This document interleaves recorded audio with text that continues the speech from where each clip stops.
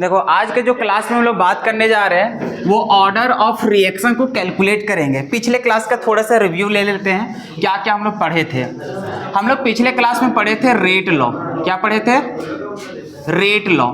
Rate law में हम लोग देख रहे थे कि किसी भी रिएक्शंस का रेट ऑफ रिएक्शंस निकालने का तरीका था R is equal to K, और यहाँ पर कंसंट्रेशन ऑफ रिएक्टेंट का होता था। जैसे A है और हम लोग क्या मानते थे B, इन लोगों का पावर यहाँ पर X और इसका क्या होता था Y। अब यहाँ से रेट लॉ एक्सप्रेशन के द्वारा जब हम लोग रेट ऑफ रिएक्शन से निकाला करते थे तो यहाँ पर हमें ऑर्डर की भी जरूरत पड़ रहा था। किसका जरूरत पड़ रहा था? ऑर्डर। जैसे कि हम लोग देख रहे थे x plus y is equal to n होता था, जो कि n कहलाता था ऑर्डर ऑफ रिएक्शन। ये क्या कहलाता था?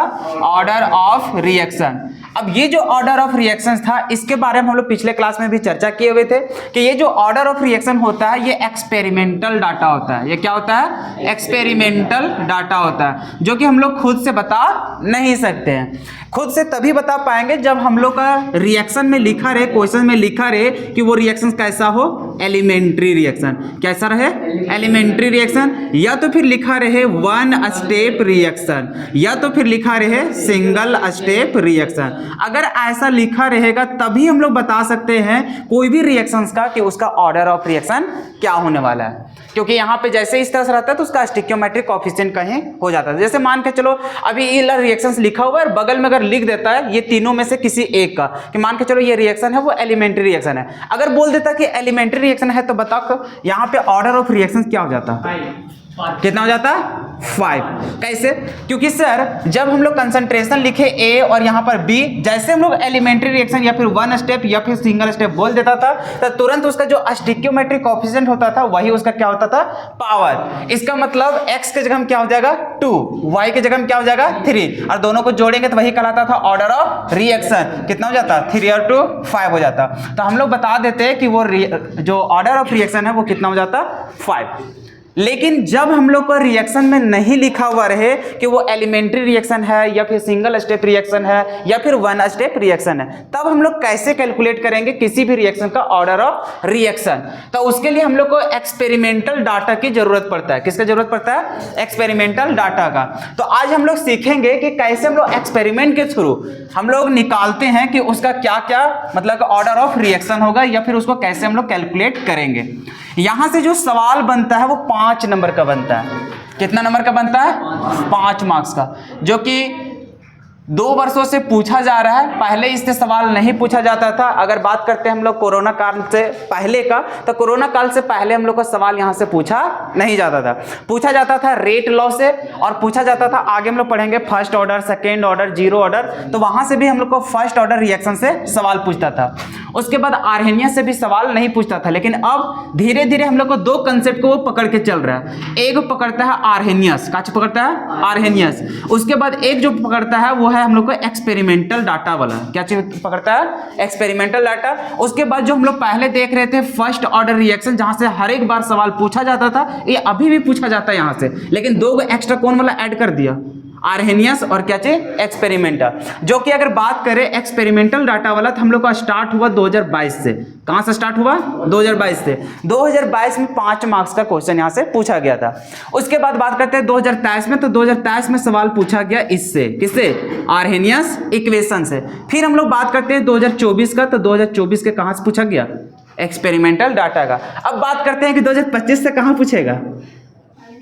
Arrhenius equation. लेकिन ये तय नहीं है, वो पूछ सकता है आर्हेनियस से भी, वो पूछ सकता है एक्सपेरिमेंटल से भी, वो पूछ सकता है फर्स्ट ऑर्डर रिएक्शन से भी। तो हमारे पास ये नहीं लेकर के चल रहा हम लोग कि कौन कहां से सवाल पूछेगा कि कहां से नहीं पूछेगा। हम लोग सारे कंसेप्ट को पढ़ लेंगे, जहां से भी पूछे आसानी से हम लोग उसको सॉल्व कर लेंगे। ये जो हम लोग को है सबसे आसान मेथड है, इसको सॉल्व करना एकदम मुश्किल नहीं है, और यहां से इजीली हम लोग कितना मार्क्स उठा सकते हैं? 5 मार्क्स। अब समझते हैं कि कैसे क्या करना है। सबसे पहले हम लोग को एक चार्ट दिया रहेगा। एक क्या चीज दिया रहेगा? चार्ट। अब इस चार्ट में देखो क्या क्या लिखा हुआ रहेगा। 3 गो यहाँ पे एक्स पे, कभी कभी 4 गो डाटा रहेगा, कभी कभी 5 गो दिया रहेगा, उसका मन मर्जी, कभी 3 एक देगा, क्योंकि 3 एक से निकल जा रहा है तो वो 3 एक देगा। तो यहाँ पर देखो हम लोग देखे 3 गो यहाँ पे हम लोग एक्सपेरिमेंट किया हुआ है। लैब में गया, लैब में जाने के बाद क्या किया, एक्सपेरिमेंट करने जाएगा तो जो कंसंट्रेशन मतलब जो रिएक्टेंट होगा उसका कुछ ना कुछ तो कंसंट्रेशन लिया होगा। तो जैसा कि पहला जो लिया गया था पहला बार, उसमें जो ए था रिएक्टेंट उसका कंसंट्रेशन कितना लिया था 0.1, फिर बी का कितना लिया था 0.1। तो उस समय जो इनिशियल रेट था उसका रेट ऑफ रिएक्शन उस समय कितना देखने को मिला 2 × 10⁻⁴। वो जो रिएक्शन था, जो भी यहाँ पे रिएक्शन हो रहा था उसमें सिर्फ रिएक्टेंट का कंसंट्रेशन इतना इतना मेजर किया, तो जो वहां पे देखा गया उसका रेट, तो रेट कितना देखने को मिला इतना, मतलब इतना स्पीड से वो क्या हुआ चेंज हुआ। तो अब सवाल रहा कि अगर इतना स्पीड से चेंज हो रहा है तो इसका कुछ ना कुछ तो ऑर्डर ऑफ रिएक्शन होगा। तो ऑर्डर ऑफ रिएक्शन कितना होगा उसी को हम लोग क्या करने वाले हैं, फाइंड आउट करने वाले हैं। तो उसके लिए हम लोग को बहुत सारे यहाँ पे दिया रहेगा एक्सपेरिमेंटल डाटा, यही सब को यूज करेंगे। यूज करने के बाद इक्वेशन को सॉल्व करेंगे और वहां से निकालेंगे क्या चाहिए हम लोग, ऑर्डर ऑफ रिएक्शन। तो सबसे पहले हम लोग को क्या करना है, जब भी इस प्रकार का चार्ट रहेगा हम लोग सबसे पहले सॉल्यूशन करना स्टार्ट करेंगे। अब ध्यान से सुनते जाना, ठीक है। इसी तरह से हम लोग फॉर्मेट का यूज करेंगे, हम लोग 4 से 5 क्वेश्चन को प्रैक्टिस करेंगे, उसके बाद तुम लोग उस्ताद बन जाएगा इसमें, ठीक है। सबसे पहले देखो जो भी रिएक्शंस दिया रहेगा, सबसे पहले हम लोग लिखना है रेट लॉ। क्या चीज लिखना है, रेट लॉ। तो हम लोग सबसे पहले चलेंगे अकॉर्डिंग टू रेट लॉ, या फिर डायरेक्टली फ्रॉम रेट लॉ, जैसे भी लिखना है वैसे चलो, ठीक है।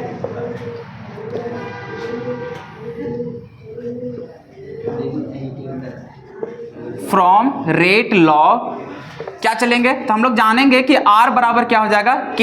इस इक्वेशन के लिए नहीं चलेंगे तो हम लोग हो जाएगा K, फिर यहां से क्या लिखेंगे, concentration of A, concentration of B। अभी अगर पूछेंगे कि इन लोगों का पावर कितना कितना होगा, कितना कितना बताओगे, इसका 2 और इसका 3 बताओगे क्या, नहीं। इसलिए क्योंकि ये जो रिएक्शंस दिया है कहीं भी हम लोग को एलिमेंट्री रिएक्शन इस सब का बात नहीं किया है। तो अगर एलिमेंट्री रिएक्शन इस सब का बात नहीं किया तो हम लोग इसका ऑर्डर ऑफ रिएक्शन जान नहीं पाएंगे। तो हम लोग अभी यहाँ पे क्या लिखेंगे, इसका x लिखेंगे, इसका कितना लिखेंगे y। तो जो भी हम लोग को रिएक्शंस दिया रहेगा उसका क्या लिखेंगे, रेट लॉ। जैसे रेट लॉ लिखेंगे तो इसी को मान लेंगे इक्वेशन, मान के चलो इसका स्टार मान लेते हैं। कितना मान लेते हैं, स्टार। कोई दिक्कत है क्या।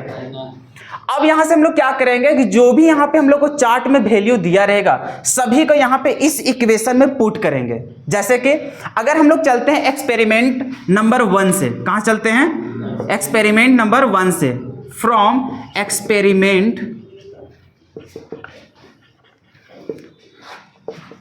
एक्सपेरिमेंट 1 यही है। इसमें क्या क्या हम लोग को डाटा लिया गया था, कंसंट्रेशन का वैल्यू दिया हुआ है और इनिशियल रेट कहने का मतलब, अरे यही तो हम लोग को आर का वैल्यू बोल रहा है। किसका बोल रहा है, आर का वैल्यू। तो जब हम लोग रेट लो का एक्सप्रेशन लिखते हैं तो यहाँ पे आर बराबर, तो क्या आर बराबर वैल्यू दिया हुआ है, बिल्कुल। क्या के बराबर कहीं दिया हुआ है, क्या नहीं दिया हुआ है, तो के का वैल्यू बैठाएंगे नहीं। उसके बाद देखो ये कंसंट्रेशन ऑफ ए, क्या उसका वैल्यू दिया हुआ है, बिल्कुल दिया हुआ है। उसी प्रकार से कंसंट्रेशन ऑफ बी का वैल्यू दिया है, क्या पावर हम लोग को दिया हुआ है क्या, नहीं। तो पावर को ही हम लोग को क्या करना है, निकालना है, क्योंकि हम लोग को सवाल है वो क्या पूछा है, ऑर्डर ऑफ रिएक्शन। और ऑर्डर ऑफ रिएक्शन अभी बात करेंगे इस इक्वेशन के लिए तो x और प्लस y को करेंगे तभी हम लोग को क्या कहलाएगा, ऑर्डर ऑफ रिएक्शन।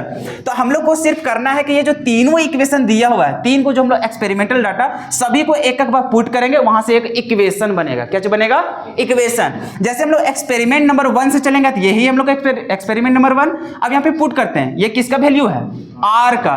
तो यहाँ पर जैसे इस इक्वेशन के अनुसार चलेंगे तो आर बराबर कितना हो जाएगा, 2 × 10⁻⁴। आर की जगह में बिठा दिए, इज इक्वल्स टू के का वैल्यू तो नहीं दिया हुआ है तो अभी भी के का के ही रह जाएगा। अब concentration of A, concentration of A दिया हुआ है, कितना दिया हुआ है 0.1। तो यहाँ पे पुट कर देंगे 0.1। इसका कुछ पावर था, कितना है x, तो अभी भी इसका पावर हो जाएगा कितना x। कोई दिक्कत है क्या। उसी प्रकार से कंसंट्रेशन ऑफ बी कितना दिया हुआ है 0.1, तो अभी भी पुट करेंगे 0.1, इसका पावर कितना हो जाएगा y। अब इस इक्वेशन को मानेंगे इक्वेशन नंबर 1। किसी को दिक्कत। अभी तक क्या किए सर, सबसे पहले जब भी इस प्रकार से एक्सपेरिमेंटल डाटा रहेगा और हमें पूछेगा ऑर्डर ऑफ रिएक्शन, तो सबसे पहले जो भी इक्वेशन रहेगा उसका लिखेंगे क्या चीज, रेट लॉ। रेट लॉ लिखेंगे, उसके बाद देखो सभी का वैल्यू यहाँ पे दिया रहेगा, सभी को पुट करेंगे, वहां से क्या निकालेंगे हम लोग, इक्वेशन। अब यही इक्वेशन को लगातार सॉल्व करेंगे और निकालेंगे किसका वैल्यू, एक्स और किसका वाई। क्यों, क्योंकि हमें पूछा क्या है, ऑर्डर ऑफ रिएक्शन, और हम लोग जानते हैं कि जो ऑर्डर ऑफ रिएक्शन होता है वो होता है हम लोग को एक्स प्लस वाई, मतलब जो भी पावर होता है सभी का सम करने के बाद। तो अब हमें मकसद है वहां पे क्या चीज निकालना, एक्स और वाई का। तो अभी हम लोग चले एक्सपेरिमेंट नंबर किससे, 1 से। उसी प्रकार से हम लोग चलेंगे from experiment number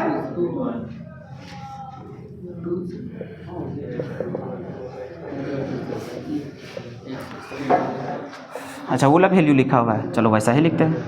experiment number 2 से जाएंगे तो बताओ यहाँ पे कितना लिखेंगे, 4 इंटू 10 टू द पावर -4, क्योंकि सेकेंड वाला एक्सपेरिमेंट का डाटा यही सब ना है। तो आर के जगह में कितना बिठाएंगे, यहाँ पे लिखेंगे 4 into 10 to the power -4 is equal to के।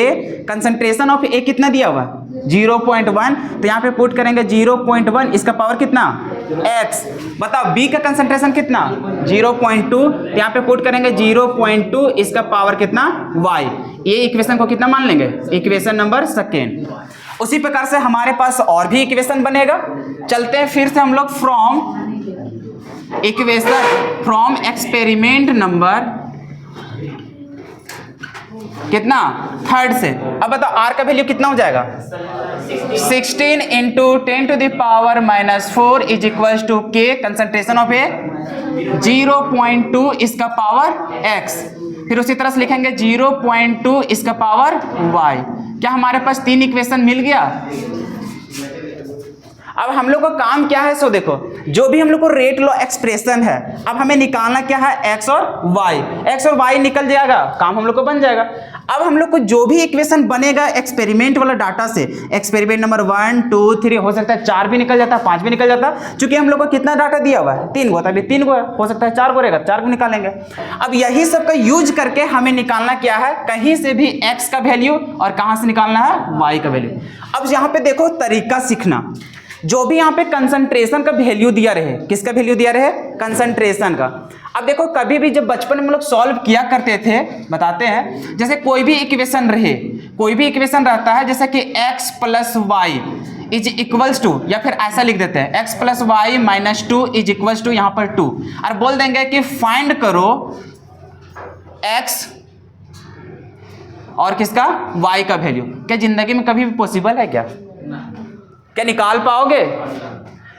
यहां पे जैसे जाओगे इसका सॉल्व करने तो लिखोगे x plus y is equal to 4, क्या यही लिखोगे। क्या यहाँ पे x का वैल्यू निकला, y का निकला, नहीं। इसका मतलब सर कभी भी एक इक्वेशन से हम लोग कभी भी वैल्यू 2 वेरिएबल का निकाल नहीं सकते हैं। तो कभी भी 2 वेरिएबल होता है तो उसके लिए हम लोग इक्वेशन 2 को सॉल्व करते हैं। कितना करते हैं, 2 को। जैसे क्लास 10th में भी तुम लोग पढ़ के आया है कि कभी भी ऐसा रहता था कि x plus y is equal to 4, x minus y is equal to 3, तो फिर यहाँ से पूछा रहता था कि फाइंड करो x का वैल्यू और किसका, y का वैल्यू। क्या 10th क्लास में करके आए हो। तो जब भी एक से ज्यादा वेरिएबल होता था तो उसमें हम लोग को 2 इक्वेशन की जरूरत पड़ता था कि नहीं पड़ता था। क्या अभी भी जितना भी हम लोग को है, हम लोग को निकालना है x और किसका निकालना है, y का। क्या यहाँ पे 2 वेरिएबल है और 2 वेरिएबल है तो एक साथ निकल नहीं सकता है, तो उसको निकालने के लिए किसी ना किसी 2 इक्वेशन की मदद लेना पड़ेगा।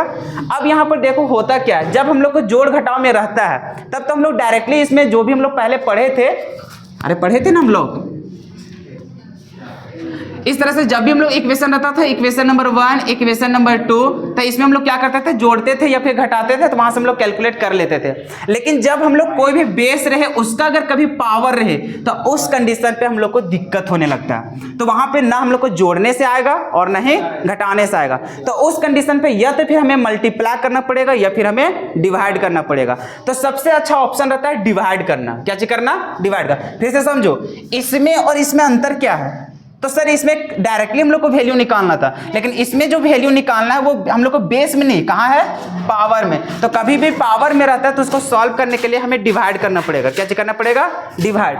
तो जो भी इक्वेशन है अब वहां पे देखना है कि कहाँ कहाँ पे हम लोग को सिमिलर दिख रहा है। और सिमिलर क्या देखना है, या तो फिर हमें किसी का इक्वेशन को यूज करेंगे तो या तो फिर हमें x का वैल्यू छांट के रखना पड़ेगा या फिर किसका रखना पड़ेगा, y का। दोनों एक साथ कभी भी कैलकुलेट नहीं हो सकता। तो कभी भी या तो फिर x वाला को हटा देंगे या फिर किसको हटाएंगे, y वाला का। अब ये हटेगा कैसे, तो हम लोग ध्यान से देखेंगे ये तीनों इक्वेशन में r का वैल्यू से कोई मतलब नहीं, क्योंकि न्यूमेरिकल है। अरे यहाँ पर भी 2 है, मान के चलो यहाँ पे 3, तो कुछ तो यहाँ पे वैल्यू आ ही जाएगा। उसी प्रकार से जैसे दो इक्वेशन को आपस में सॉल्व करेंगे तो k और k दोनों आपस में क्या हो जाएगा, कैंसिल। अब यहाँ पे देखना है x और किसका, y का। तो x और y एक साथ कभी भी निकल नहीं सकता है, तो नहीं निकलेगा तो उसको हटाना पड़ेगा। एक हट जाएगा, चाहे x हट जाएगा तो y आराम से निकल जाएगा, y हट जाएगा तो किसका निकल जाएगा, x का। तो अब हमें यहाँ से हटाने का प्रोसेस देखना है। तो अब कैसे हटाएंगे, कभी भी पावर हम लोग देखेंगे दो इक्वेशन में तो देखना है कि जिसका पावर यहाँ, जैसे यहाँ पे x है, मन कर रहा है कि x को हटा देंगे। कैसे करना है, x को हटा देना है। तो जहां जहां हम लोग को x वाला वैल्यू दिख रहा है उसमें से देखना है कि उसका जो बेस है वो बेस आपस में क्या होना चाहिए, सेम होना चाहिए। जैसे कि एक हम यहाँ पे एग्जांपल ले लेते हैं कि कभी भी मान के चलो x को हटाना है, ठीक है। जैसे यहाँ पे लिखा रहेगा 2 के पावर x और यहाँ पर लिखा हुआ है 3 का पावर क्या चीज, x, या फिर ऐसे मान लेते हैं, हाँ चलो ठीक ही है, 3 का पावर x। क्या इसको कभी भी काट सकते हो क्या, नहीं काट सकते हो। लेकिन वही अगर ऐसा रहे कि 2 का पावर x और नीचे भी क्या रहे 2 का पावर x, तो जैसे हम लोग को पावर हम लोग को सेम हो जाता है तो इसके बराबर क्या हम लोग ऐसा लिखते हैं कि 2/2 और इसका पावर क्या चाहिए, x। अरे लिखते हैं कि नहीं लिखते, इस प्रकार से समझ में आ रहा है। तो यहां से ऐसे भी तो खत्म हो जाएगा, और 1 का पावर x तब भी हम लोग को क्या होगा, 1 होगा। खैर इतना हम लोग को जाना नहीं है, सिंपल बस जैसे जैसे सॉल्व करना है वहां पे जाओ। सबसे पहले देखना है हम लोग को कंसंट्रेशन का वैल्यू। किसका देखना है, कंसंट्रेशन का वैल्यू। एक में रहेगा x और एक में क्या रहेगा, y। अब हमें x को हटाना पड़ेगा और फिर एक बार किसको, y को, क्योंकि एक समय में एक ही का वैल्यू आएगा। तो अगर हमारा मकसद है कि x वाला को डिलीट करना, x वाला को क्या करना, डिलीट, तब हमें बचेगा क्या चीज, y, और y का आराम से हम लोग क्या कर सकते हैं, वैल्यू निकाल सकते हैं। तो अगर मकसद है हमारा कि x को हटाना, तो x तभी हटेगा जब इसका बेस क्या रहे, सेम रहे, जब इसका बेस सेम रहे। तो अब देखना है कि जितना भी इक्वेशन निकाले हुए रहेंगे उसमें से देखना है कि x वाला का जो बेस है वो किसमें किसमें सेम दिख रहा है। जैसे कि इसमें देखो equation number 1, equation number 2, equation number 3, बताओ x वाला टर्म जो है उसमें किसका वैल्यू सेम आपस में दिख रहा है, फर्स्ट और सेकेंड में। क्योंकि देखो यहाँ पर इसका देख रहे थे 0.1, इसमें भी कितना है 0.1, इसमें कितना दिख रहा है 0.2। क्या ये वाला और ये वाला सेम है क्या, अरे सेम है क्या, क्या ये वाला और ये वाला सेम है क्या, नहीं। तो जहां पे हम लोग को सेम वैल्यू रहेगा वही को आपस में क्या करेंगे, डिवाइड करेंगे। तो हम लोग को देखो करना क्या है, हम लोग यहाँ पे चलेंगे इक्वेशन फर्स्ट को डिवाइड करेंगे इक्वेशन किसको, सेकेंड से। तो अब देखो होगा क्या, लेफ्ट वाला को लेफ्ट साइड से डिवाइड करेंगे, राइट वाला को राइट साइड से। तो जैसे चलेंगे फर्स्ट वाला ये है, कितना है वैल्यू 2 × 10⁻⁴, इसका नीचे कितना हो जाएगा 4 × 10⁻⁴ इज इक्वल्स टू, इसका ऊपर क्या है k और यहाँ पर है 0.1, इसका पावर x, फिर है 0.1 और इसका पावर y। फिर नीचे चलोगे तो इसका करेंगे, इसका क्या है k, फिर 0.1 का पावर x और 0.2 का पावर y। क्या यही चीज है। अब यहाँ पर देखो, चूंकि देख रहे हैं कि इसका बेस सेम, पावर भी सेम, तो ये दोनों आपस में क्या हो जाएंगे, खत्म। k से k भी खत्म। अब देखो सॉल्व करो, यहाँ से देख रहे हैं 10 के पावर -4, 10 के पावर -4, फिर यहाँ से भी करोगे तो ये कितना हो जाएगा 1/2 हो जाएगा, होगा कि नहीं होगा, इज इक्वल्स टू, यहाँ पे ये सब खत्म हो गया, बचा क्या चीज 0.1 का पावर y और नीचे क्या चीज 0.2 का पावर y। कोई दिक्कत है क्या। अब देखो ये सब हम लोग देख लिए, अब हम लोग निकालना है क्या चाहिए, y का वैल्यू। किसका निकालना है, y का वैल्यू। तो हम लोग बचपन से ही पढ़ते आ रहे हैं कि 2/3 है, इसका पावर अगर x है, या फिर मान के चलो इसका पावर है कुछ भी 2 है मान के चलो, तो इसके बराबर हम लोग लिखते हैं कि 2 का पावर 2 और यहाँ पर 3 का पावर 3।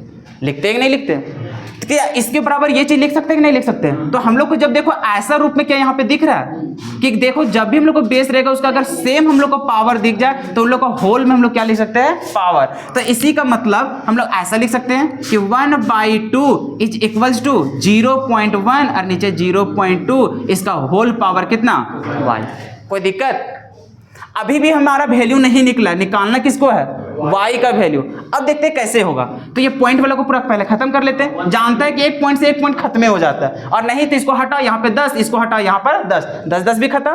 तो क्या इसको सिंपल लिख सकते हैं कि 1/2 इज इक्वल टू 1/2 इसका पावर कितना y। कैसे सॉल्व किया समझ में आ रहा है ना। हम यहाँ पे गंदा नहीं करना चाह रहे हैं, ठीक है ना। अब देखो होता क्या है, अभी भी क्या y का वैल्यू आया है क्या। अगर हमारा ऐसा रहता ना वैल्यू अभी दिया हुआ कि 1/2 is equal to 1/2 into y, और अभी y का वैल्यू निकालने बोलता तो आराम था। कैसे करते कि सर y बराबर कर दीजिए और इसको उधर भेज दीजिए। अरे यहाँ पे अगर नीचे है तो उधर जाके क्या हो जाएगा ऊपर, तो यहाँ पे जाते हैं तो 1/2 इंटू कितना हो जाता 2, तो y का वैल्यू निकल जाता। लेकिन यहाँ पे प्रॉब्लम ये है कि हमारा जो y है वो कहाँ है, पावर में।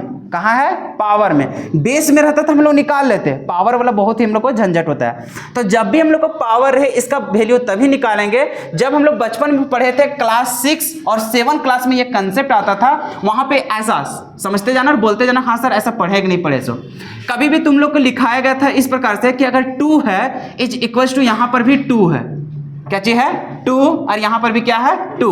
तो बताया गया था कि कभी भी अगर इक्वेशन में देखोगे बेस अगर दोनों तरफ सेम हो जाए, क्या हो जाए, बेस दोनों तरफ सेम हो जाए, तो इसका जो पावर होता था वो पावर आपस में क्या होता है, इक्वल। जो मैथ का स्टूडेंट है उन लोग कॉम्प्लेक्स नंबर में बड़ी खेला है, खेला है कि नहीं खेला है। मैथ में तो पूरा यही सब खेला है तुम लोग। खैर जो मैथ का स्टूडेंट नहीं है उन लोग को बता दे रहे हैं कि क्लास 6 7 में हम लोग को था ये कंसेप्ट, 7 8 में था या फिर 6 7 में था।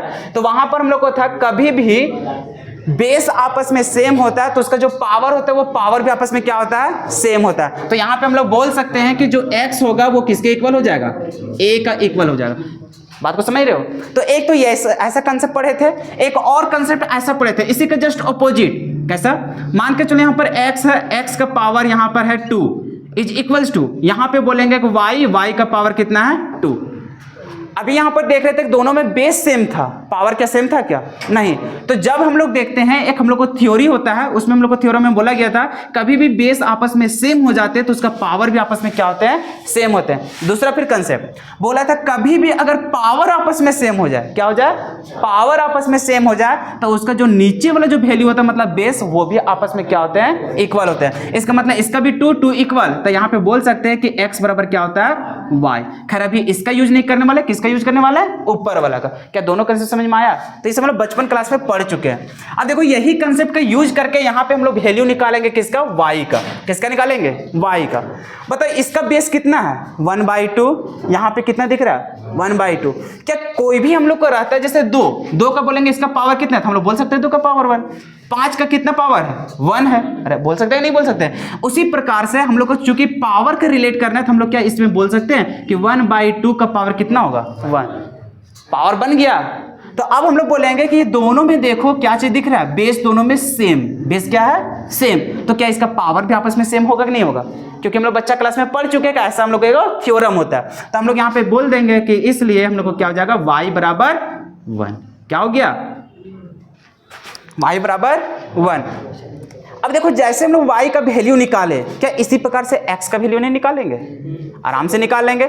x का वैल्यू कैसे निकालेंगे, तो जैसे हम लोग अभी x को हटाना था, अभी x को क्या करना है, लाना है। तो x को लाना है तो डिलीट किसको करना पड़ेगा, y को। तो अब जो अगला जो हम लोग ये जो प्रोसेस करने वाले हैं, जो डिवाइड कर रहे थे, अब वैसे इक्वेशन को आपस में डिवाइड करेंगे जिसका बेस y वाला हम लोग को क्या रहे, सेम रहे। तो अब बताओ यहाँ पे 0.1, क्या 0.1 का बराबर कहीं है क्या, नहीं।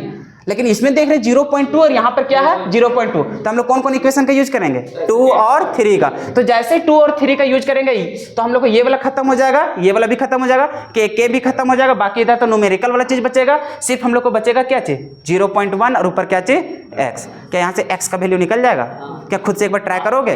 तो इतना लिख करके तुरंत यही प्रोसेस को लगा करके किसका वैल्यू निकालो, x का वैल्यू निकाल के देखो, उसके बाद सॉल्व करा देंगे। देखो आसान है x का वैल्यू निकालना, इसको रहने देते, इधर ही मिटा देते, ठीक है। देखो y का वैल्यू निकाल चुके थे, अब x का वैल्यू निकालना है तो y को डिलीट करना है। y को डिलीट करने के लिए देखे कि y का वैल्यू किसमें किसमें सेम है। तो देखे इक्वेशन नंबर 2 और इक्वेशन नंबर 3 में हम लोग को मिला, तो हम लोग तुरंत डिवाइड कर देंगे कि इक्वेशन नंबर 2 को डिवाइड करेंगे किससे, इक्वेशन नंबर 3 से।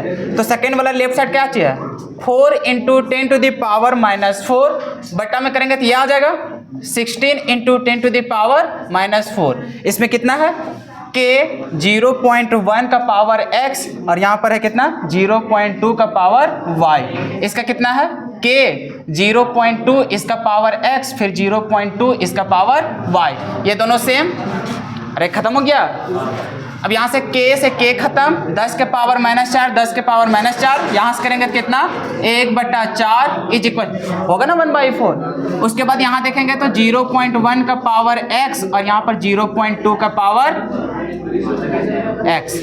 अब चूंकि फिर वही कंडीशन कि जब दोनों में पावर सेम तो होल में हम लोग कर सकते हैं। तो जैसे करेंगे तो इसको लिखेंगे 1/4 इज इक्वल टू 1/2 का पावर x। अच्छा एक स्टेप चुराए हैं, समझ में आ जाता है ना कि पॉइंट वाला बदला खत्म हो जाएगा वो। तो अब देखो यहाँ से इसका 1/2 यहाँ पे है कितना 1/4। तो जबरदस्ती तुम लोग ऐसे करके निकल मत जाना कि x बराबर 1। अरे भाई तब होता है बराबर जब नीचे बेस क्या होता है सेम होता है। यहाँ पे 1/2 यहाँ पे कितना है 1/4 तो इसको भी 1/2 हम लोग को लाना पड़ेगा। तो हम लोग चूंकि जानते हैं कि इसके बराबर लिखेंगे तो 1/2 और इसका पावर कितना कर देंगे। बात समझ में आ रहा है? क्योंकि सर इसके बराबर जैसे जाएंगे तो हम लोग लिख सकते हैं 1 के पावर 2 और इसका 2 के पावर 2 1 और नीचे कितना होगा 4। क्या कोई नुकसान हुआ का? इसको इसलिए मतलब ऐसा इसलिए लिखे ताकि हम लोग कंपेयर कर सके। कंपेयर करेंगे तभी तो निकलेगा वैल्यू। तो अभी देखो हम लोग क्या किए सर 1/4 को हम लोग लिखे कितना 1/2 इसका क्या चाहिए होल पावर 2। उसके बाद यहाँ पे कितना था 1/2 इसका पावर कितना था x। चूंकि दोनों तरफ बेस सेम है तो पावर क्या होगा सेम। तो इसलिए हम लोग क्या लिख लेंगे जो x बराबर होगा वो कितना हो जाएगा 2। तो क्या हम लोग x और y निकाल लिए? तो इसलिए हम लोग नीचे लिखेंगे ऑर्डर ऑफ रिएक्शन। क्या चीज लिखेंगे ऑर्डर ऑफ रिएक्शन, क्योंकि हम लोग का क्वेश्चन में पूछा क्या था order of reaction. Order of reaction कैसे निकालेंगे तो x और y को जोड़ने के बाद तो हम लोग यहाँ पे लिखेंगे क्या चीज x प्लस y। x कितना है 2 y कितना 1 तो टोटल कितना निकल गया। इतना ही करना है 5 नंबर प्राप्त कर लेना। आसान है ना, लिख लो उसके बाद नया क्वेश्चन देते हैं। चलो अच्छा इधर देखो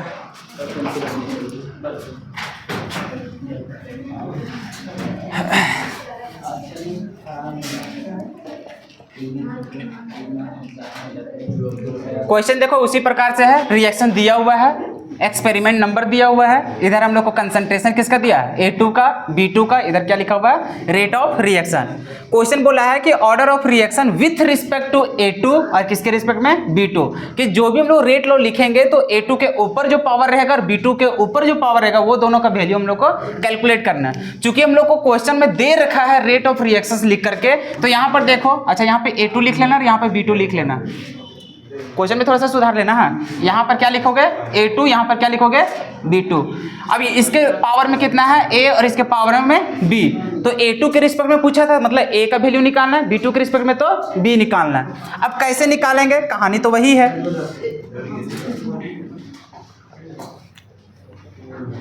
हम लोग सबसे पहले चलते हैं फ्रॉम रेट मतलब कि रेट लॉ से। कहाँ चलते हैं रेट लॉ एक्सप्रेशन से।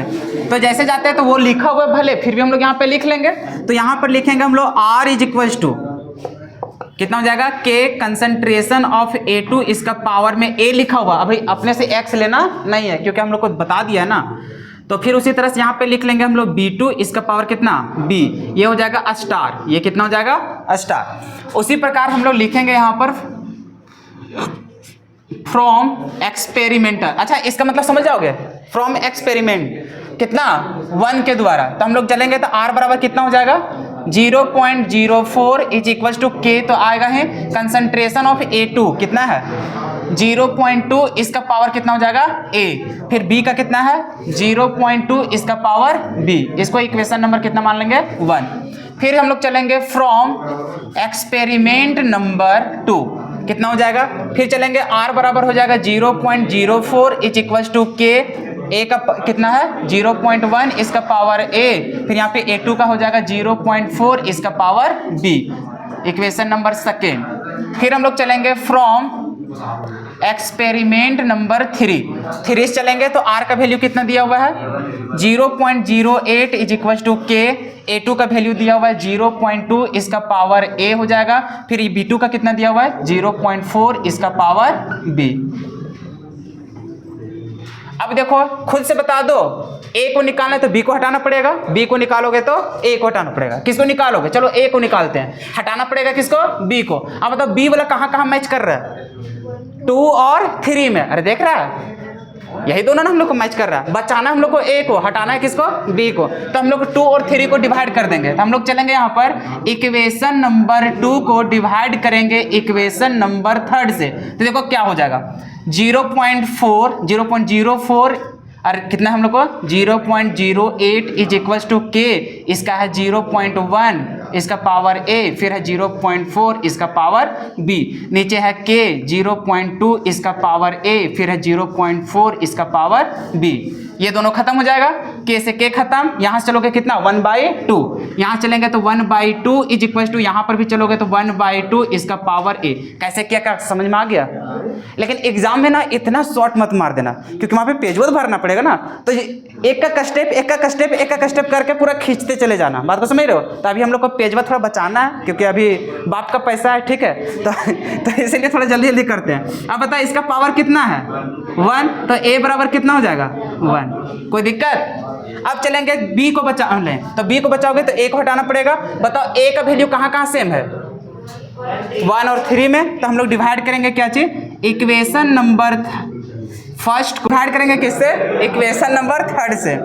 जैसे हम लोग 1 को 3 से डिवाइड करेंगे, देखो हम लोग को क्या हो जाएगा 0.04 डिवाइड करेंगे 0.08 इज इक्वल्स टू, यहाँ पर हो जाएगा K 0.2, इसका पावर A, फिर यहाँ पे 0.2, इसका पावर B, फिर यहाँ चलोगे K, इसका कितना हो जाएगा 0.2 और 0.4, 0.2 का पावर A, फिर 0.4 का पावर कितना हो जाएगा B। अब यहाँ पे चलोगे तो K से क्या हो जाएगा डिवाइड, फिर यहाँ चलोगे 0.2 से क्या हो जाएगा 0.2 खत्म। अब यहाँ से चलोगे तो ये कितना हो जाएगा 1/2, इससे कितना हो जाएगा, ये भी हो जाएगा हम लोग को कितना 1/2, इसका पावर कितना B, इसका पावर कितना 1। यहाँ से चलोगे तो B बराबर कितना हो जाएगा 1। तो क्या हम लोग A और B का निकाल लिए। अब हम लोग को यहाँ पे ऑप्शन दिया हुआ है A बराबर 1, B बराबर 1, तो हम लोग को करेक्ट आंसर क्या हो जाएगा ऑप्शन नंबर A। अगर मान के चलो फिर से यहाँ पे हम मल्टीपल क्वेश्चन डाल देते हैं, अगर हम बोल देंगे कि बताओ ऑर्डर ऑफ रिएक्शन क्या होगा, क्या होगा ऑर्डर ऑफ रिएक्शन, तो हम लोग को कितना हो जाएगा 9 हो जाएगा। कोई दिक्कत, जिसका दिक्कत था उन लोग लिख लो।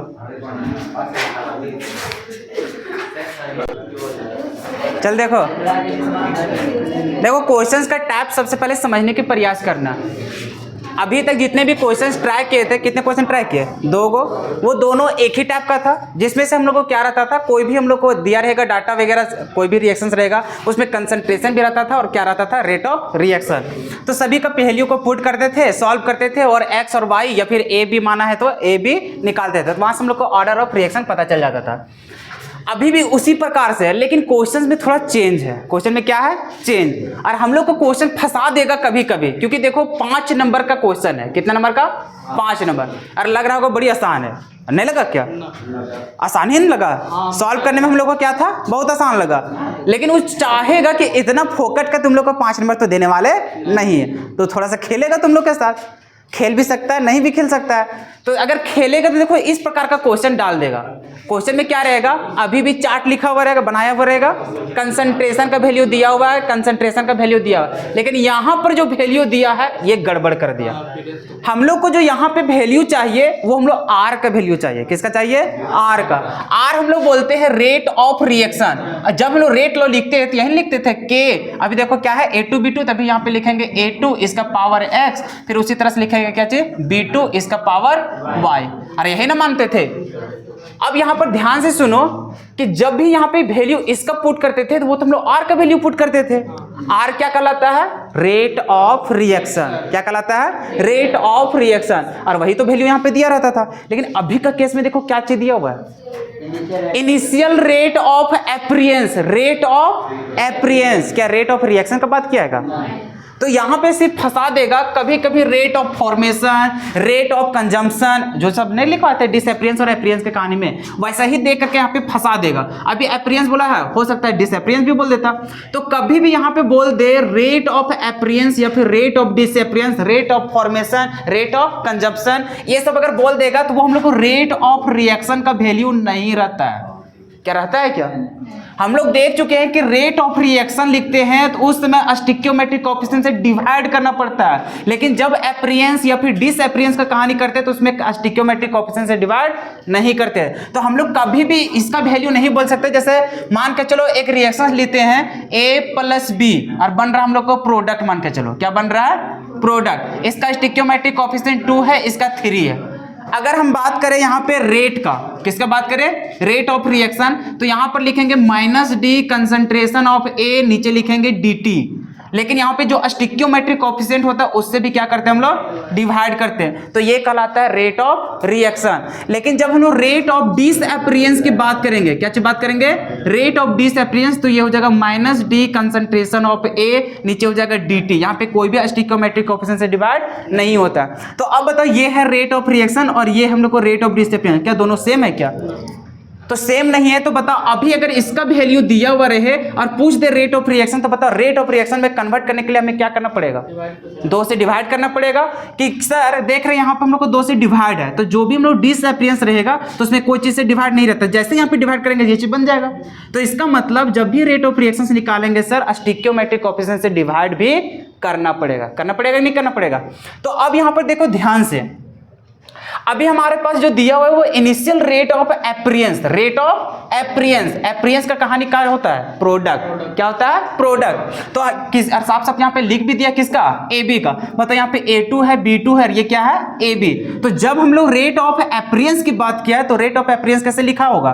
तो यहाँ पे लिखा होगा rate of appearance is equal to +D concentration of किसका? AB का, और नीचे क्या लिखा होगा? dt। क्या यहाँ पे 2 से डिवाइड किया होगा? क्या नहीं। और हमें यहाँ पे रेट ऑफ एपरियंस या फिर रेट ऑफ डिसएपरियंस की जरूरत नहीं होता है। हम लोग को जरूरत किसका पड़ता है? रेट ऑफ रिएक्शन का। इसका मतलब इसे कन्वर्ट करना पड़ेगा पहले क्या चीज? रेट ऑफ रिएक्शन में। और रेट ऑफ रिएक्शन में कन्वर्ट करने के लिए अगर किसी का भी यूज करें, चाहे रिएक्टेंट का चाहे प्रोडक्ट का, उसका स्टिक्योमेट्रिक कोएफिशिएंट से भी डिवाइड करना पड़ता है। तो अभी देखो एपरियंस में कितना लगा हुआ है? 2 से। मतलब जैसे यहाँ पे 2 से डिवाइड करेंगे वो किसका वैल्यू बन जाएगा? R का। इसका मतलब कभी भी डिसएपरियंस और एपरियंस का कहानी दिया रहे तो हमें एक्स्ट्रा एक और कॉलम बनाना पड़ेगा। एक और क्या बनाना पड़ेगा? कॉलम। किसके लिए? हम लोग यहाँ पे लिखेंगे R के लिए, या फिर यहीं पे लिख लेंगे रेट ऑफ किसका? रिएक्शन। क्या ये बात समझ में आया? तो अब यहाँ पे समझ गए कि सर यहाँ पे रेट ऑफ एपरियंस से अगर रेट ऑफ रिएक्शन बदलना पड़ता है तो उसके लिए हमें क्या चीज डिवाइड करना पड़ेगा? 2 से। इसका मतलब जो भी वैल्यू है सभी अगर 2-2 से डिवाइड करेंगे तो वो किसका वैल्यू हो जाएगा? Rate of reaction. फिर से बता लो, क्या समझ में आ रहा है जो बोल रहे हैं सो? कि कभी भी रेट ऑफ डिसएपरियंस या फिर एपरियंस का कहानी रहेगा तो उसको कन्वर्ट करना पड़ता है किसमें? Rate of reaction. क्योंकि रेट लॉ में हम लोग को रेट ऑफ डिसएपरियंस नहीं, किसका यूज करते हैं? रेट ऑफ रिएक्शन का। तो हमें वैल्यू भी किसका चाहिए? रेट ऑफ रिएक्शन का। तो उस कंडीशन पे देखेंगे कि जिसका भी बात किया, जिसका स्टिक्योमेट्रिक कोएफिशिएंट रहेगा उससे क्या करेंगे? डिवाइड कर देंगे। मान के चलो यहाँ पे AB ना लिख करके बोल देता है रेट ऑफ डिसएपरियंस ऑफ A2, तो क्या डिवाइड करने की जरूरत था क्या? क्योंकि सर इसका रेट ऑफ डिसएपरियंस लिखे चाहे रेट ऑफ रिएक्शन लिखे, दोनों बतिया एक ही होगा। अरे होगा कि नहीं होगा? क्योंकि रेट ऑफ डिसएपरियंस लिखेंगे तो वहां पे कोई चीज से डिवाइड नहीं करना पड़ेगा, रेट ऑफ रिएक्शंस लिखेंगे तो एक से डिवाइड करें। अरे तो एक कोई वैल्यू हुआ। तो इसका मतलब अगर यहाँ पे डिसएपरियंस की कहानी बोलता, चाहे वो A2 का चाहे B2 का, उस कंडीशन पे रेट ऑफ रिएक्शन वही होता जो उसका रेट ऑफ डिसएपरियंस, या फिर मतलब कि वो A2 का रहता चाहे B2 का रहता। लेकिन वो पूछ दिया किसका? AB का। और AB में तो यहाँ पे स्टिक्योमेट्रिक कोएफिशिएंट है ना, तो है तो उसमें गड़बड़ तो कर देगा। तो उस स्थिति में हम लोग को डिवाइड करना पड़ेगा। तो बताओ यहाँ पे रेट ऑफ रिएक्शन इसका कितना हो जाएगा? 0.02। क्यों? क्यों से 2 से हम लोग को क्या करना पड़ेगा? डिवाइड। इसका भी कितना हो जाएगा? 0.02। इसका कितना होगा? 0.04। क्या बात समझ में आया? अब इसी को सॉल्व करना है, हमें बना देना है। तो अब देखो आसान हो गया। अब देखो कैसे करेंगे। सो फिर वही कंडीशन हम लोग चलेंगे फ्रॉम रेट ऑफ रिएक्शन, मतलब कि फ्रॉम रेट लॉ से। कहां चलेंगे? From rate law. Rate law से चलेंगे तो R बराबर क्या हो जाता है? K कंसंट्रेशन ऑफ किसका? A2 हो जाएगा। इसका पावर x, फिर उसी तरह से यहाँ हो जाएगा क्या चीज b2 इसका पावर y। इसको मान लेंगे क्या चीज स्टार मान लो, क्या मान लो स्टार। फिर हम लोग चलेंगे कहाँ से, फ्रॉम एक्सपेरिमेंट नंबर 1। कहाँ चलेंगे, फ्रॉम एक्सपेरिमेंट नंबर 1। तो क्या कहलाएगा वो, तो हम लोग को r का वैल्यू ये नहीं, कौन हो जाएगा ये वाला। तो 1 के लिए r का वैल्यू कितना हो गया 0.02 is equals to k। Concentration A2 का कितना है, उसमें तो कोई चेंज नहीं हुआ, तो ये कितना हो जाएगा 0.2 इसका पावर x, फिर कितना है 0.2 इसका पावर y, इक्वेशन नंबर 1। उसी तरह से हम लोग चलेंगे फ्रॉम एक्सपेरिमेंट नंबर 2। इसके लिए कितना हो जाएगा, गलती से इसको नहीं, देखो इसमें कंफ्यूजन हो जाएगा, इसलिए जब क्वेश्चन में रहेगा तो इसको ऐसे कर लेना ताकि ध्यान में जा सके क्या करना है, और पता चलेगा अगर लिखे जगह हम कौन ला छाप दिया, यही आंसर पर गड़बड़ हो जाएगा ना। तो इसलिए याद रखने के लिए जब क्वेश्चन में रह जाएगा तो उसको ऐसे काट करके इसको बना लेना, बात को समझ रहे हो ना, नहीं तो कंफ्यूजन बहुत हो जाएगा।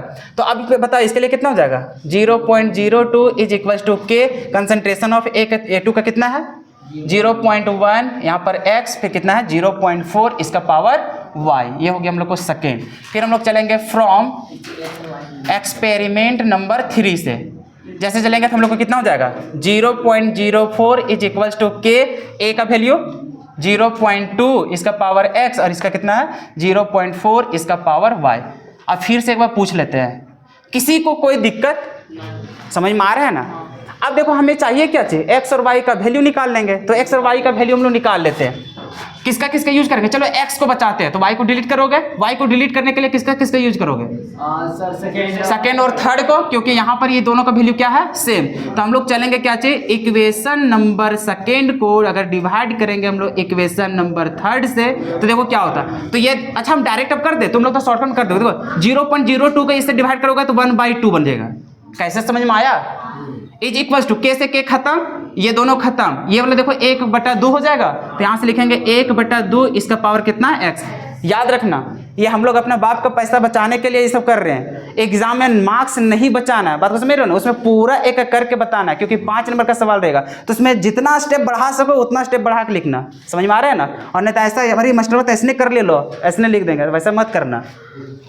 अब बताओ इसका पावर कितना 1, तो x बराबर कितना हो जाएगा 1। उसी प्रकार से बताओ अब y को बचाएंगे, तो y को बचाने के लिए x को डिलीट करना पड़ेगा। बताओ कौन कौन सा इक्वेशन 1 और 3 का। फिर हम लोग लिखेंगे यहाँ पर इक्वेशन नंबर 1 को डिवाइड कर रहे हैं इक्वेशन नंबर किससे थर्ड से। तो जैसे चलेंगे तो 1 ये है और थर्ड हम लोग को ये है, तो इसको फिर से डिवाइड करोगे कितना हो जाएगा 1/2। तो यहाँ हो जाएगा सर 1/2 इज इक्वल टू के से खत्म, ये दोनों खत्म, यहाँ से चलेंगे तो फिर 1/2 हो जाएगा। तो आ जाएगा हम लोग को 1/2 इसका पावर कितना y, इसका पावर कितना 1, तो कितना हो गया y बराबर। अच्छा अब तरीका आसान लगने लगा कि नहीं लगने लगा। अब यहाँ पे देखो x का वैल्यू निकल गया, y का निकल गया। अब बताओ ऑर्डर ऑफ रिएक्शन कितना होगा, ऑर्डर ऑफ रिएक्शन कैसे लिखेंगे सर, तो x प्लस वाई, x बराबर कितना 1, y बराबर 1, बता कितना आ गया 2। अब फिर से क्वेश्चन में आओ, पूछा क्या था the value for rate constant, क्या पूछा है रेट कांस्टेंट। बताओ रेट कांस्टेंट किसको बोलते थे के को। इसका मतलब अभी जो हम लोग को वैल्यू निकालना है वो किसका निकालना है के का वैल्यू। अब बताओ के का वैल्यू निकालना है तो के का वैल्यू कैसे निकालेंगे, तो यहाँ पे जितना भी इक्वेशन निकाला हुआ रहेगा, चाहे इक्वेशन नंबर फर्स्ट को देखो, सेकंड को देखो, थर्ड को देखो, इसमें के दिख रहा है क्या। मान के चलो इक्वेशन नंबर 1 को उठाएंगे, इसका वैल्यू तो पता है, क्या x का वैल्यू पता चला, क्या y का वैल्यू पता चला, क्या हम लोग को x का वैल्यू मतलब k का वैल्यू नहीं निकलेगा। अगर इससे भी यूज करेंगे तो इसका वैल्यू पता है, इसका वैल्यू पता है, इसका भी पता है, मतलब x y सभी का पता है, सिर्फ निकालना किसको है k का। मतलब ये तीनों इक्वेशन में किसी को भी पकड़ लेंगे, तीनों से एक ही आंसर आएगा। बात समझ रहे हो, कौन अच्छा लग रहा है देखने में, पहला वाला, चलो उसी को यूज करते हैं। भेदभाव ने वो थोड़ा अच्छा लग रहा है ऐसा देखने में। चलो हम लोग चलेंगे कहाँ से, फ्रॉम इक्वेशन नंबर कहाँ, मतलब एक्सपेरिमेंट नंबर 1 से। जैसे जाते हैं तो हम लोग को वैल्यू कितना लिखा हुआ है 0.02 इज इक्वल टू के, 0.2 इसका पावर x, फिर है 0.2 इसका पावर y। क्योंकि हम लोग जानते हैं कि x बराबर कितना है 1, y बराबर कितना है 1, तो यहाँ से हो जाएगा 0.02 इज इक्वल टू के, 0.2 इसका पावर 1, फिर यहाँ से 0.2 इसका पावर 1। अब यहाँ सॉल्व कर लो, 0.02 इज इक्वल टू के इंटू 0.2 इंटू 0.2। क्लियर है? 0.2 इंटू 0.2 को करोगे तो ये हो जाएगा 0.04 और इधर कितना है 0.02। के बराबर जाएंगे तो हम लोग हो जाएगा 0.02 और डिवाइड में 0.04। पता कितना आ गया? क्या यही आएगा? अब यहाँ पे मैटर फंसेगा। मैटर ये फंसेगा, के का वैल्यू तो निकाल लिए, इतना जो लिख करके आएगा नंबर 1 नहीं मिलेगा। मैटर करेगा कि जब भी के है तो उसका कुछ यूनिट होता है कि नहीं होता है। तो यहाँ पे तो जो भी टीचर रहेगा वो देखना चाहेगा चश्मा लगा के कि अगर वो बंदा नहीं लिखा है के का वैल्यू का यूनिट, वैल्यूज मतलब नहीं, नंबर मिल जाएगा। जैसे 5 नंबर का 4 नंबर दे देगा, 1 नंबर कहाँ से काट लेगा? यूनिट से। तो अब बताओ कि यूनिट कैसे निकालेंगे इसका? तो यूनिट निकालने के लिए हम लोग पता है कि सर जब भी हम लोग के का यूनिट निकालते हैं तो उसके लिए हम लोग को क्या पता रहता था कि सर यहाँ पर लिखते थे मोल, फिर लीटर, फिर क्या चाहिए सेकेंड। इसका होता था n-1, इसका क्या होता था 1 - n। बताओ n का वैल्यू भी कितना निकल गया? क्या यहाँ वाला लेंगे क्या? ऑर्डर ऑफ रिएक्शन होता था। तो अभी हम लोग n बराबर कितना 2, तो यहाँ पे जैसे करोगे तो ये हो जाएगा हम लोग को मोल, इसका पावर 1 - 2 और यहाँ पे लीटर 2 - 1 और यहाँ पे पर सेकंड। बताओ ये कितना हो जाएगा? ये हो जाएगा सर पर मोल, यहाँ से हो जाएगा लीटर और क्या चाहिए पर सेकंड। क्या यहाँ पे लिख देंगे? ये हो जाएगा सर पर मोल, लीटर और क्या चाहिए पर सेकंड। कोई दिक्कत हुआ? अब देखो हम लोग को थोड़ा सा और कहाँ फंसा सकता है। सो जैसे ये तो हम लोग अपने मन से कर लेते हैं, अब थोड़ा सा पेशेंस रख करके वहाँ पे देख लेना कि जब भी हम लोग डब्बा बना करके दिया रहता था ना वहाँ पे चार्ट, तो कभी कभी यहाँ पे उन लोग का यूनिट मेजर करके दे देता है। जैसे ये तो कंसंट्रेशन देबे करेगा, मोल और लीटर तो होबे करेगा इसका भी, लेकिन जो आर का जो वैल्यू रहता था ना वहाँ पे कभी कभी समय को मिनट में लिया रहेगा। किस में रहेगा? मिनट में। तो आंसर भी किस में लिखेंगे? मिनट में। अगर वहाँ पे आवर में लिखा रहेगा तो किस में लाएंगे हम लोग? कोई दिक्कत है क्या? और नहीं तो पता चलेगा वहाँ पे कुछ और दिया था, हम लोग यहाँ पे पर सेकंड लिख रहे हैं। हालांकि माइनर मिस्टेक रहेगा, लेकिन फिर भी बोलेगा क्या देख के बना रहा है तुम लोग, मेरे बात को समझ रहे हो ना? तो वो सब थोड़ा सा ध्यान से, हालांकि डीपीपी देंगे तो उससे समझ में आ जाएगा। क्या ये प्रोसेस समझ में आया? एक लास्ट क्वेश्चन देते हैं उसके बाद खत्म। अच्छा ऑप्शन देखो यहाँ पे कौन सा सर मैच नहीं कर रहा है। अच्छा हम लोग सॉल्व किए 1/2 सारा कुछ तो ठीक ही है। हाँ तो वही तो होबे करेगा और क्या, इसलिए ना दिया है नन ऑफ दिस। आप ही बताओ कोई मैच किया क्या? नहीं मैच किया तो वही तो होगा आंसर।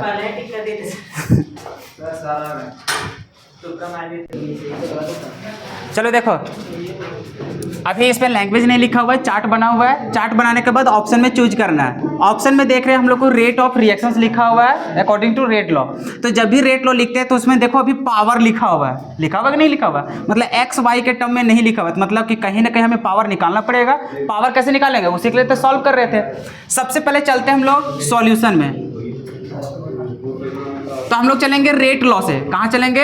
रेट लॉ से। अब देखो शॉर्टकट में करते जा रहे हैं। अब तरीका समझ में आ गया कि कैसे कैसे लिखते हैं। अब शॉर्टकट में सॉल्व करते हैं। जैसे चलते हैं तो आर बराबर जैसे लिखेंगे तो हम लोग को रिएक्शन अरे देखो यहाँ पे ए बी लिखा है तो समझ में तो आ जा रहा है कि ए होगा और बी होगा रिएक्टेंट। तो यहाँ पर हम लोग लिखेंगे के, यहाँ पर हो जाएगा ए इसका पावर एक्स, यहाँ पर लिखेंगे बी इसका पावर वाई। इसको मान लेंगे स्टार। क्या मान लेंगे? स्टार। फिर चलेंगे हम लोग एक्सपेरिमेंट नंबर 1 से। कहाँ चलेंगे? एक्सपेरिमेंट नंबर 1 से। क्या हो जाएगा आर का वैल्यू? 0.10 इज इक्वल टू के। फिर यहाँ हो जाएगा 0.012 इसका पावर कितना? x। फिर यहाँ लिखेंगे 0.035 इसका पावर कितना? y। Equation number first. फिर हम लोग चलते हैं एक्सपेरिमेंट नंबर 2 से। एक्सपेरिमेंट नंबर 2 कितना हो जाएगा हम लोग का? 0.80। कितना हो जाएगा? 0.80 इज इक्वल टू के 0.024 इसका पावर कितना? x। 0.075 इसका पावर कितना? y। ये हो जाएगा इक्वेशन नंबर सेकेंड। फिर हम लोग चलेंगे एक्सपेरिमेंट नंबर 3 से। तो हो जाएगा कितना? 0.10 इज इक्वल टू के 0.024 इसका पावर x। 0.035 इसका पावर y। कैसे कैसे लिख रहे हैं समझ में आ रहा है ना? फिर चलेंगे हम लोग एक्सपेरिमेंट नंबर 4 से। कितना हो जाएगा? 0.80 इज इक्वल टू के 0.012 इसका पावर x। 0.070 इसका पावर y। अब देखते हैं हम लोग निकालना है एक्स और वाई का वैल्यू। बताओ एक्स का निकालेंगे तो किसको किसको लेना पड़ेगा? एक्स को रखेंगे तो वाई को हटाना पड़ेगा। वाई कहाँ का सिमिलर? यहाँ पे और यहाँ पे। कौन आ रहा ना होगा ना कमल सर लंबा देख लो बस थोड़ा सा देखो यहाँ पे 0.3, अरे देख रहे हैं यहाँ पे y का वैल्यू सेम मिला ना, तो ये दोनों को सॉल्व करेंगे तो देखो क्या हो जाएगा। इक्वेशन नंबर 1 को डिवाइड कर रहे हैं इक्वेशन नंबर 3 से, तो जैसे चलेंगे देखो क्या हो जाएगा। यहाँ हो जाएगा हम लोग को 0.10, थर्ड में कितना है 0.10 इज इक्वल्स टू, उसमें चल रहे हैं तो k है 0.012 इसका पावर x, 0.035 इसका पावर y, इसमें चल रहे थर्ड में तो कितना है k 0.024 इसका पावर x, फिर है कितना 0.035 इसका पावर y। खत्म खत्म खत्म खत्म। इधर कितना बचा 1 इज इक्वल टू, इसमें चलोगे तो 1/2 इसका पावर x। अब बताओ यहाँ पे कैसे करोगे। तो कभी भी आता है तो हमें मैथ पढ़ना पड़ता है, कैसे करना पड़ेगा मैथ। अब देखो कितना मस्त है सो मैथ, हम लोग बचपन में पढ़े हैं कि 1 का पावर अनंत लिख लो तभी उसका कितना होगा 1। बाकी यहाँ पे कुछ भी आलू बैंगन लिख लो उसका पावर 0 रखोगे फिर भी कितना होगा, बात को समझ रहे हो। तो यहाँ पे 1 है, 1 को हमें बनाने कितना है 1/2, जबरदस्ती यहाँ पे काम करेंगे 1 को बना देंगे 1/2, लेकिन भैया 1 से 1/2 छेड़छाड़ कर रहा है तो एक पावर में लगा देंगे 0, क्या यही चीज वो होगा? अरे होगा कि नहीं होगा, मतलब कोई भी वैल्यू लिखो उसके ऊपर क्या लिख दो 0, बन जाएगा कितना 1। तो यहाँ से क्या हम लोग 1/2 आ गया आया। अब बताओ बेस सेम तो पावर भी सेम। अब बताओ x बराबर कितना, अब बताओ y बराबर कैसे निकालोगे, y तो इजीली निकल गया होगा क्या। अब देखो y को रखेंगे तो x को डिलीट करना है, कहाँ पे x मिल रहा है देखो ये दोनों, अरे समझ में आ रहा है। तो जैसे हम लोग चलेंगे इक्वेशन नंबर 2 को डिवाइड करेंगे किससे 3 से, देख लो 0.80 0 कितना 10, इसको करोगे कितना बच जाएगा 8 इज इक्वल्स टू के केस खत्म, ये दोनों खत्म, यहां से चलोगे तुम्हारा देखो 35